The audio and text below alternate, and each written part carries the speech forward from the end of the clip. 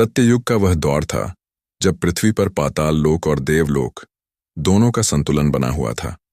आर्षि, मुनि, देवता और असुर सभी अपनी अपनी मर्यादाओं में रहते थे। परंतु जब जब असुर अपनी मर्यादाओं को भूलकर अधर्म के मार्ग पर चल पड़ते, तब तब देवताओं और असुरों में भयंकर युद्ध होता। इसी कालखंड में पाताल लोक में दो असुर भाई रहते थे, रंभ और क्रम। दोनों पराक्रमी, बलवान और अपार साहस वाले थे, किंतु जीवन की सबसे बड़ी पीड़ा यह थी कि उनके वंश में कोई संतान नहीं थी। रंभ और क्रम दोनों ने अनेक प्रयास किए, यज्ञ, हवन, व्रत, वृतांत, परंतु भाग्य उनके पक्ष में न था। धीरे धीरे निराशा ने उनके हृदय को घेर लिया। वंशविहीन जीवन उन्हें शून्य और निष्प्रयोजन प्रतीत होने लगा। असुर वंश का गौरव मानो उनके साथ ही समाप्त हो जाएगा, यह विचार उन्हें भीतर से कुरेदता रहता। लंबे विचार विमर्श के बाद दोनों भाइयों ने एक निश्चय किया, देवताओं के वरदान के बिना संतान प्राप्ति असंभव है, अतः हमें देवताओं को प्रसन्न करना ही होगा। रंभ ने अग्निदेव की तपस्या का संकल्प लिया और क्रम ने वरुण देव की। रंभ अग्नि के प्रचंड घेरे के मध्य बैठकर कठोर तप में लीन हो गया। क्रम ने एक विशाल झील में अपने शरीर का अर्ध भाग डुबोकर तपस्या आरंभ की। दिन बीतते गए, महीने वर्ष में बदल गए। दोनों की तपस्या की आभा इतनी प्रचंड थी कि चारों ओर का वातावरण तपोबल से कांपने लगा। स्वर्गलोक में बैठे इंद्रदेव को जब यह समाचार मिला कि रंभ और क्रम महान देवताओं की तपस्या कर रहे हैं, तो वह चिंतित हो उठा। इंद्र को सदैव भय रहता था कि कोई असुर वरदान प्राप्त कर उसके स्वर्ग सिंहासन को हड़प न ले। उसने सोचा, यदि ये दोनों भाई वरदान पालेंगे तो निश्चय ही देवताओं का अहित करेंगे, इन्हें रोका जाना चाहिए। इंद्र ने एक भयानक मगरमच्छ का रूप धारण किया और उस झील की ओर बढ़ा जहां क्रम तपस्या में लीन था। अचानक उस मगरमच्छ ने क्रम पर हमला बोल दिया। क्रम ने आंखें खोलीं, किंतु तब तक देर हो चुकी थी। वह तपस्या में डूबा हुआ था, प्रतिकार न कर सका। भारी पीड़ा में छटपटाता हुआ उसने वहीं प्राण त्याग दिए। रंभ को अपनी तपस्या के बल से इस घटना का भान हो गया। उसने तपस्या के बीच ही देख लिया कि वह मगरमच्छ कोई और नहीं बल्कि स्वयं इंद्र है। भाई की मृत्यु का शोक उसके हृदय में अग्नि बनकर धधक उठा। वह क्रम से अत्यंत प्रेम करता था। निराश और आहत होकर उसने तलवार प्रकट की और अपने जीवन का अंत करने को उद्यत हुआ। तभी अग्निकुंड से स्वयं अग्निदेव प्रकट हुए। उन्होंने रंभ का हाथ थाम लिया और कहा, रंभ, यह तुम्हारा जीवन व्यर्थ नहीं है। तुम्हारी तपस्या ने मुझे प्रसन्न किया है। जो चाहो वरदान मांगो। रंभ ने सोचा, फिर इंद्र के छल को स्मरण किया। उसके हृदय में प्रतिशोध की ज्वाला प्रज्वलित हुई। उसने कहा, मुझे ऐसी संतान चाहिए जो इंद्र को परास्त कर सके और तीनों लोकों में राज्य कर सके। अग्निदेव पहले तो मौन रहे, क्योंकि उन्हें इस वरदान का परिणाम ज्ञात था, परंतु तपस्या के प्रभाव से वे बंधे हुए थे। अंततः उन्होंने कहा, ठीक है रंभ, तुम्हारी संतान वही होगी, किंतु शर्त यह है, जो स्त्री तुमसे प्रेम करेगी वही इस महान संतान को जन्म देगी। यह कहकर अग्निदेव अंतर्धान हो गए। समय बीता। एक दिन महिष वर्ग की एक सुंदरी राक्षसी महिषी रंभ के साहस और रूप पर मोहित हो गई। उसने अपने कुल और परिवार की परवाह किए बिना रंभ से विवाह कर लिया। यद्यपि इस विवाह का विरोध असुरों के अनेक कुलों ने किया, किंतु प्रेम के आगे सभी बंधन टूट गए। कुछ वर्षों बाद एक दिन जब रंभ और महिषी एकांत में थे, तभी महिष वर्ग के कुछ राक्षसों ने उन पर आक्रमण कर दिया। युद्ध में रंभ वीरतापूर्वक लड़ा, किंतु अंततः वहीं वीरगति को प्राप्त हुआ। महिषी गर्भवती थी। उसने अपनी संतान की रक्षा के लिए प्राणपण से भागना आरंभ किया। असुरों ने उसका पीछा किया, परंतु वह यक्षों के क्षेत्र में पहुंच गई। यक्षों ने उसकी रक्षा की और शत्रु राक्षसों का संहार किया। रंभ के अंतिम संस्कार के समय महिषी अपने पति का वियोग सह न सकी और स्वयं भी उसकी चिता में कूदकर प्राण त्याग दिए। चिता की अग्नि प्रचंड लपटों में बदल गई। अचानक उसी अग्नि से एक विशालकाय बलशाली असुर प्रकट हुआ। उसका शरीर पर्वत के समान, नेत्र अग्नि के समान और स्वर गर्जना के समान था। वह था महिषासुर। वह जन्म लेते ही जानता था कि उसका उद्देश्य क्या है, तीनों लोकों पर अधिकार करना। चिता से एक और प्रचंड विस्फोट हुआ। उसी अग्नि से पुनर्जन्म लेकर प्रकट हुआ स्वयं रंभ, परंतु अब वह रक्त बीज के रूप में था। इस प्रकार अग्निदेव के वरदान से दो महासुरों का उदय हुआ। रक्त बीज ने महिषासुर से कहा, चलो पाताल लोक चलते हैं। परंतु महिषासुर बोला, नहीं, पहले मैं तपस्या और सिद्धियां प्राप्त करूंगा। तीनों लोकों पर राज्य करने के लिए मुझे अजेय बनना होगा। यहीं से उसकी महातपस्या और महाकथा की शुरुआत होती है। तपस्या का संकल्प। महिषासुर ने रक्तबीज से अलग होकर एक गहन वन का चयन किया। वह वन अत्यंत शांत, घने वृक्षों और पक्षियों की मधुर ध्वनि से युक्त था। परंतु जब वह वहां पहुंचा तो उसका हृदय केवल एक ही ध्येय से भरा हुआ था, अजेय होना। उसने एक विशाल अग्निकुंड बनाया। प्रचंड अग्नि के बीच बैठकर उसने ब्रह्मदेव का आह्वान आरंभ किया। वह भोजन, जल, यहां तक कि श्वास की परवाह किए बिना तपस्या में लीन हो गया। दिन बीतते गए, महीने वर्षों में बदल गए, वर्ष शताब्दियों में परिवर्तित हो गए। महिषासुर का तप इतना प्रचंड था कि उसकी आभा से वन कांपने लगा। अर्षि मुनि भयभीत होकर अन्य स्थानों पर चले गए। आखिरकार एक दिन ब्रह्मदेव प्रकट हुए। उनके समक्ष खड़े होकर महिषासुर ने प्रणाम किया। ब्रह्मदेव बोले, वत्स, तुम्हारी तपस्या से मैं प्रसन्न हूं। मांगो, क्या वरदान चाहते हो? महिषासुर ने बिना देर किए कहा, हे प्रभु, मुझे अमृतत्व का वरदान दीजिए। कोई भी मेरा वध न कर सके। ब्रह्मदेव मुस्कुराए, अमृतत्व किसी को नहीं दिया जा सकता। कोई दूसरा वर मांगो। महिषासुर ने कुछ देर सोचा। उसकी बुद्धि में छल और अहंकार का वास था। उसने कहा, तो मुझे ऐसा वर दीजिए कि न कोई देवता और न कोई असुर मेरा वध कर सके। उसके मन में स्त्रियों के प्रति घोर उपेक्षा थी। उसने सोचा, यदि देव और असुर मेरा कुछ नहीं बिगाड़ सकते तो स्त्रियां तो और भी दुर्बल हैं। उनका तो कोई प्रश्न ही नहीं उठता। ब्रह्मदेव ने गंभीर स्वर में कहा, तथास्तु, तुम्हें केवल एक महाशक्तिशाली स्त्री ही परास्त कर सकेगी। महिषासुर ने हंसते हुए वर स्वीकार किया। वरदान प्राप्त होते ही महिषासुर का साहस कई गुना बढ़ गया। उसने अन्य देवताओं की भी तपस्या कर करके उनसे वरदान और शक्तियां प्राप्त करनी शुरू कर दी। वरुण से उसने जल पर अधिकार पाया। वायु से उसने आकाश में गमन की गति ली। अग्नि से उसने प्रचंड तेज और अग्निबाण प्राप्त किए। शनि, कुबेर, यम आदि से भी उसने विभिन्न शक्तियां अर्जित कीं। धीरे धीरे महिषासुर का पराक्रम इतना बढ़ गया कि कोई असुर उसकी तुलना में नहीं ठहर सका। शक्तिशाली होते ही महिषासुर ने अपनी सेना को संगठित किया। उसने असंख्य असुरों को एकत्र किया और पृथ्वी पर राज्यों को जीतना शुरू कर दिया। गांवों को लूटा गया। राजाओं को परास्त कर उनके महल नष्ट कर दिए गए। प्रजा भयभीत होकर इधर उधर भटकने लगी। धीरे धीरे संपूर्ण पृथ्वी महिषासुर के अधीन हो गई। पृथ्वी पर विजय प्राप्त करने के बाद महिषासुर की दृष्टि अब स्वर्गलोक पर पड़ी। उसने अपने एक दूत को इंद्रलोक भेजा और संदेश दिया, इंद्र, तुरंत स्वर्ग खाली कर दो। अब यह मेरा होगा। इंद्र का क्रोध आसमान छू गया। उसने समस्त देवताओं को एकत्र किया और घोषणा की, हम युद्ध करेंगे। देवताओं और महिषासुर का पहला युद्ध देवताओं की सेना और महिषासुर की असुर सेना आमने सामने आई। शंख, नगाड़े और रणभेरी गूंज उठी। इंद्र ने अपने वज्र से प्रहार किया। वरुण ने जल की प्रलयकारी धाराएं चलाईं।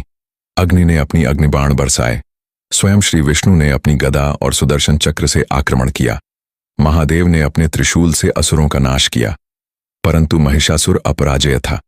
वह कभी भैंस का रूप ले लेता, कभी सिंह, कभी हाथी, कभी मानव। उसकी माया अपार थी। देवता बार बार वार करते, परंतु हर बार महिषासुर अपनी सेना को और भी अधिक संख्या में उत्पन्न कर देता। अंततः देवताओं को युद्ध भूमि से पीछे हटना पड़ा। महिषासुर ने स्वर्गलोक पर भी अधिकार कर लिया। अब वह स्वर्ग सिंहासन पर बैठा स्वयं को स्वर्गपति घोषित करने लगा। पराजित देवता निराश होकर ब्रह्मदेव के पास पहुंचे।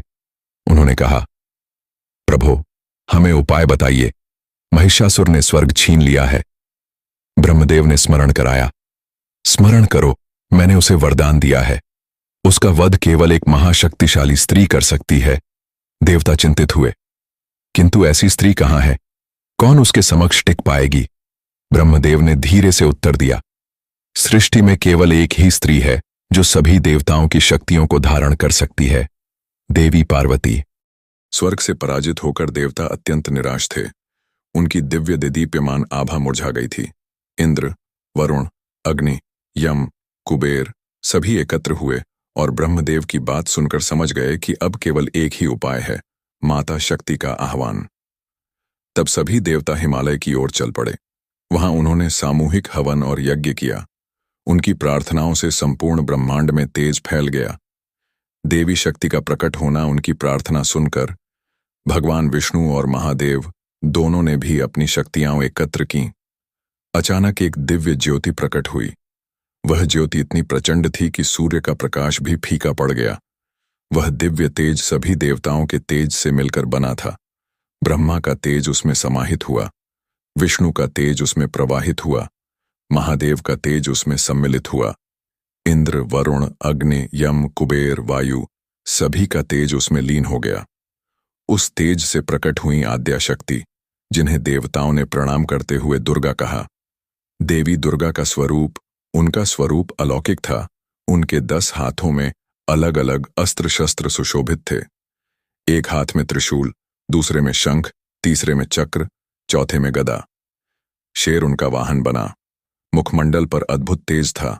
आंखों में क्रोध की ज्वाला और करुणा का सागर एक साथ झलकता था। संपूर्ण दैवी शक्तियां उनकी देह में समाहित हो गईं। देवताओं ने उन्हें प्रणाम कर निवेदन किया, माता, महिषासुर से हमारा उद्धार कीजिए। अस्त्र शस्त्रों का अर्पण। देवताओं ने अपने अपने दिव्य अस्त्र उन्हें अर्पित किए। विष्णु ने सुदर्शन चक्र दिया, महादेव ने त्रिशूल सौंपा, इंद्र ने वज्र भेंट किया, वरुण ने पाश दिया, अग्नि ने शक्ति नामक दिव्य भाला दिया, वायु ने उन्हें धनुष और बाण दिए, कुबेर ने गदा भेंट की, यम ने दंड अर्पित किया। इस प्रकार देवी दुर्गा समस्त दैवी शक्तियों से सुसज्जित हुईं। युद्ध का आह्वान देवी दुर्गा अपने सिंह पर आरूढ़ हुईं। उनकी गर्जना से तीनों लोक कांप उठे। असुरों के महल हिलने लगे। महिषासुर के महल तक उनकी गर्जना पहुंची। उसने क्रोधित होकर अपने दूतों से पूछा, यह कैसी गर्जना है? दूतों ने उत्तर दिया, स्वामी, एक अद्भुत देवी प्रकट हुई हैं। उनके रूप और शक्ति का वर्णन करना कठिन है। वे आपको युद्ध के लिए ललकार रही हैं। महिषासुर हंस पड़ा, स्त्री मुझे ललकार रही है, यह तो अपमान है। मैं स्वयं युद्ध करूंगा। युद्ध का आरंभ। पहला दिन देवी दुर्गा रणभूमि में पहुंची। असुरों की असंख्य सेना ने उन्हें घेर लिया। देवी ने अपने बाणों से असुरों का संहार आरंभ कर दिया। उनके चक्र से असंख्य रथ नष्ट हुए। उनके त्रिशूल से दैत्य गिर पड़े। उनके सिंह ने दैत्यों को अपने पंजों और दांतों से चीर डाला। पहले ही दिन असुर सेना का भारी संहार हुआ। दूसरे से 7वें दिन तक का युद्ध। हर दिन महिषासुर अपनी अलग अलग सेनाओं को भेजता। दूसरे दिन चंडमुंड आए। देवी ने उनका वध कर दिया। तीसरे दिन रक्त बीज आया। उसका रक्त धरती पर गिरते ही असंख्य दैत्य उत्पन्न होने लगे। देवी ने काली को उत्पन्न किया, जिसने रक्त को पीकर उसकी शक्ति का नाश कर दिया।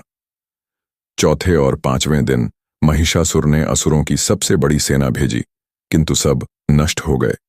छठे दिन स्वयं महिषासुर युद्ध भूमि में आया, भैंस के रूप में। 7वें दिन उसने हाथी, सिंह, पुरुष, पर्वत और अनेक रूप बदलकर देवी को भ्रमित करने का प्रयास किया, किंतु देवी दुर्गा हर बार उसकी माया को नष्ट कर देती। 8वां दिन महासंग्राम। 8वें दिन युद्ध इतना भयानक हुआ कि तीनों लोग कांपने लगे। देवता आकाश से देख रहे थे और स्तुति कर रहे थे। असुर भयभीत होने लगे, किंतु महिषासुर अडिग रहा। देवी ने अपने वज्र, गदा, चक्र और बाणों से लगातार प्रहार किया। महिषासुर बार बार गिरता और पुनः उठ खड़ा होता। 9वां दिन निर्णायक युद्ध। 9वें दिन देवी ने प्रचंड क्रोध धारण किया। उनकी आंखों से अग्नि निकलने लगी। वे सिंह पर चढ़कर महिषासुर की ओर बढ़ीं। महिषासुर ने भैंस का रूप धारण कर उन्हें मारने के लिए दौड़ लगाई। देवी ने तुरंत त्रिशूल उठाया और उसके हृदय में भेद दिया। महिषासुर तड़पता हुआ भूमि पर गिर पड़ा। देवी ने ऊंची गर्जना कर कहा, अधर्म और अहंकार का अंत यही है। महिषासुर का वध हुआ। देवताओं ने पुष्प वृष्टि की। आकाश गूंज उठा, जय दुर्गा माता, महिषासुर मर्दिनी की जय। महिषासुर के धराशायी होते ही रणभूमि में सन्नाटा छा गया। जो असुर अब तक गर्जना कर रहे थे, वे भय से इधर उधर भागने लगे। देवी दुर्गा का दिव्य सिंह उनके पीछे दौड़कर उन्हें चीरने लगा। कहीं रक्त की नदियां बह रही थीं, कहीं असुरों के शव बिखरे थे, परंतु इस भयानक दृश्य के बीच एक अद्भुत शांति भी थी। देवी का तेज अब भी प्रचंड था, परंतु उसमें करुणा की छाया झलक रही थी। युद्धभूमि में विजय की घोषणा के साथ ही आकाश से पुष्पों की वर्षा होने लगी। इंद्र ने घोर गर्जना कर घोषणा की, जय हो माता दुर्गा, आप ही ने हमारा स्वर्ग लौटाया है। ब्रह्मदेव ने हाथ जोड़कर कहा, माता, आपने सृष्टि की रक्षा की है, धर्म की पुनर्स्थापना की है। विष्णु ने मुस्कुराते हुए कहा, हे आद्या शक्ति, आप ही मेरी महामाया हैं, आपके बिना कोई भी कार्य संभव नहीं। महादेव ने गंभीर स्वर में कहा, आप ही शक्ति हैं, आप ही शांति, आप ही संहारिणी हैं, आप ही जीवनदायिनी। देवताओं ने मिलकर देवी की स्तुति की। या देवी सर्वभूतेषु शक्ति रूपेण संस्थिता, नमस्तस्य नमस्तस्य नमस्तस्य नमो नमः। स्वर्ग की पुनर्स्थापना। देवी के वरदान से महिषासुर का आतंक समाप्त हो गया। देवताओं ने पुनः अपने अपने लोक और पद प्राप्त किए। इंद्र ने स्वर्ग का सिंहासन पुनः संभाला। ऋषि मुनि पुनः तपस्या में लीन हुए। पृथ्वी पर धर्म की पुनर्स्थापना हुई।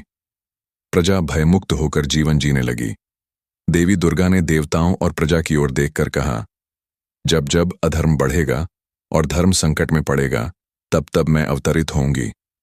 मैं सदा अपने भक्तों की रक्षा करूंगी। जो मनुष्य श्रद्धा और भक्ति से मेरा स्मरण करेगा, वह सब दुखों से मुक्त होगा।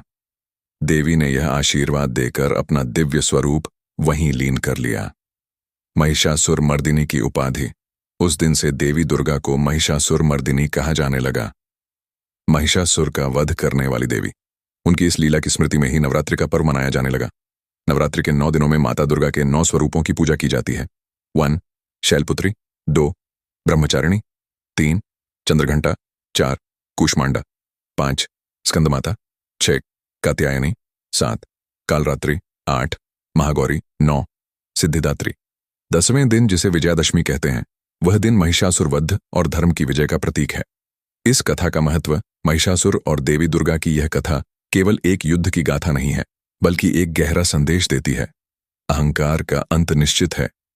महिषासुर ने देवताओं को अपमानित किया, धर्म का नाश किया, परंतु अंततः उसका वध हुआ। स्त्री शक्ति सर्वोपरि है। जिसे महिषासुर ने दुर्बल समझा, उसी स्त्री शक्ति ने उसका संहार किया। धर्म की सदैव विजय होती है। अधर्म चाहे जितना प्रबल क्यों न हो, धर्म और न्याय अंत में विजयी होते हैं। एकता की शक्ति। देवताओं ने मिलकर अपने अपने तेज से दुर्गा को प्रकट किया, तभी विजय संभव हुई। उपसंहार। इस प्रकार महिषासुर का अंत हुआ और देवी दुर्गा की महिमा अमर हो गई। तब से लेकर आज तक जब भी नवरात्रि आती है, लोग दीप जलाकर, व्रत रखकर और भक्ति भाव से दुर्गा की पूजा करते हैं। हर भक्त यही प्रार्थना करता है, माता, हमें भी अधर्म, अज्ञान और अहंकार पर विजय पाने की शक्ति दीजिए। सनातन धर्म में नवरात्रि का पर्व माँ आदिशक्ति की उपासना का अद्भुत अवसर है। साल में 4 प्रमुख नवरात्रि आती हैं: चैत्र, आषाढ़, आश्विन, शारदीय और माघ। इनमें से चैत्र और शारदीय नवरात्रि विशेष महत्व की मानी जाती है। शारदीय नवरात्रि अश्विन मास के शुक्ल पक्ष की प्रतिपदा तिथि से नवमी या दशमी तक मनाई जाती है। इस समय देवी दुर्गा की उपासना पूरे विधि विधान के साथ की जाती है। 2025 में शारदीय नवरात्रि सोमवार 22 सितंबर से प्रारंभ होकर 1 अक्टूबर बुधवार तक रहेगी। इस बार की नवरात्रि विशेष है क्योंकि यह पूरे 10 दिनों की रहेगी। नवरात्रि का धार्मिक महत्व।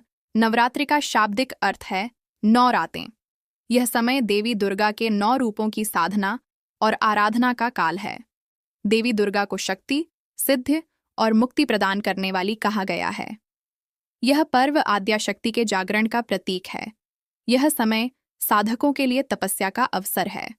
गृहस्थ जीवन जीने वाले भक्तों के लिए यह परिवार की उन्नति, समृद्धि और शांति का समय है। आध्यात्मिक साधकों के लिए यह आत्मा की शुद्धि का और मां के स्वरूप से एकाकार होने का अवसर है। 2025 शारदीय नवरात्रि की तिथियां। प्रतिपदा एवं कलश स्थापना 22 सितंबर 2025 सोमवार, द्वितीया 23 सितंबर मंगलवार, तृतीया 24 और 25 सितंबर 2 दिन वृद्धि तिथि के कारण, चतुर्थी 26 सितंबर शुक्रवार, पंचमी 27 सितंबर शनिवार, षष्ठी 28 सितंबर रविवार, सप्तमी 29 सितंबर सोमवार, अष्टमी 30 सितंबर मंगलवार, नवमी 1 अक्टूबर बुधवार, दशमी विजयादशमी 2 अक्टूबर गुरुवार। इस बार तृतीया 2 दिन होने के कारण नवरात्रि 10 दिनों तक मनाई जाएगी। कलश स्थापना विधि। कलश स्थापना घट स्थापना नवरात्रि की आत्मा है। यह शुभ समय पर करना आवश्यक है। 2025 में कलश स्थापना 22 सितंबर सोमवार को होगी। शुभ मुहूर्त सुबह 6:09 से 8:06 तक। अभिजीत मुहूर्त सुबह 11:39 से 12:28 तक। विधि 1. घर या मंदिर के पवित्र स्थान को साफ कर लें। 2. मिट्टी का चौकोर वेदी बनाकर उसमें जौ बोए। 3. तांबे या मिट्टी के कलश को शुद्ध जल से भरें, उसमें सुपारी, सिक्का, अक्षत और पंचरत्न डालें। 4. आम के पत्ते और नारियल से कलश को सजाएं। 5. कलश पर स्वस्तिक का चिन्ह बनाएं। 6. देवी दुर्गा का ध्यान करते हुए ऐम ऐन ह्रीं क्लीं चामुंडायै विच्छे मंत्र का जप करें। नवरात्रि के 9 स्वरूप। नवरात्रि में माँ दुर्गा के 9 स्वरूपों की पूजा की जाती है। 1. शैलपुत्री पर्वतराज हिमालय की पुत्री। 2. ब्रह्मचारिणी तपस्विनी देवी। 3. चंद्रघंटा सौम्यता और शौर्य की प्रतीक। 4. कूष्मांडा ब्रह्मांड की सृष्टिकर्त्री। 5. स्कंदमाता कार्तिकेय की माता। 6. कात्यायनी महर्षि कात्यायन की पुत्री। 7. कालरात्रि तमस शक्ति का स्वरूप। 8. महागौरी निर्मलता और करुणा का रूप। 9. सिद्धिदात्री सिद्धियों और शक्तियों की प्रदात्री। 2025 में माता की सवारी। इस बार माता दुर्गा हाथी पर सवार होकर आ रही हैं। हाथी की सवारी को सुख, समृद्धि, शांति और सभी मनोरथों की पूर्ति का प्रतीक माना गया है। जब माता हाथी पर आती हैं तो देश में अच्छी वर्षा, कृषि में उन्नति और सुख समृद्धि का संयोग बनता है। अष्टमी, नवमी और दशमी का विशेष महत्व। अष्टमी 30 सितंबर मंगलवार, कन्या पूजन का विशेष दिन। नवमी 1 अक्टूबर बुधवार, महानवमी जिसमें माँ दुर्गा का अंतिम स्वरूप पूजित होता है। दशमी 2 अक्टूबर गुरुवार, विजयादशमी बुराई पर अच्छाई की जीत का पर्व। नवरात्रि व्रत नियम। व्रतधारी को ब्रह्मचर्य का पालन करना चाहिए। सात्विक आहार लें। रोज सुबह और शाम आरती करें। दुर्गा सप्तशती, देवी कवच और अर्गला स्तोत्र का पाठ विशेष फलदायी होता है। पौराणिक कथाएं। नवरात्रि से जुड़ी मुख्य कथा महिषासुर मर्दिनी की है। जब महिषासुर का अत्याचार बढ़ गया तब देवताओं की शक्तियों से माँ दुर्गा प्रकट हुईं और 9 दिनों तक युद्ध करके उन्होंने असुर का वध किया। इसी कारण नवरात्रि का पर्व मनाया जाता है। सामाजिक और सांस्कृतिक महत्व। नवरात्रि भारत के विभिन्न हिस्सों में अलग अलग रूपों में मनाई जाती है। गुजरात में गरबा और डांडिया, बंगाल में दुर्गा पूजा, उत्तर भारत में रामलीला और रावण दहन,